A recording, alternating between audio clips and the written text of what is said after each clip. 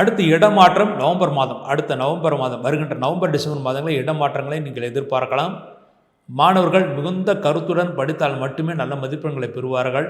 என்றால் வருட ஆரம்பத்திலே மே மாதம் வரை குருபான் உங்கள் ராசிக்கு 6ஆம் இடத்தில் இருப்பதனால் கூட்டாக படிக்கும்போது குழப்பங்கள் ஏற்படும். தனியாக படித்தால் மட்டுமே நல்ல மதிப்பெண்களை பெற முடியும்.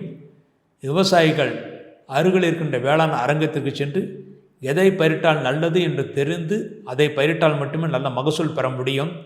உங்களுக்கு தோன்றியதெல்லாம் நீங்கள் பயிரிட்டால் பெரிய மகசூல் பெற முடியாது. அரசியல்வாதிகள் மிகவும் எச்சரிக்கையாக இருக்க வேண்டும்.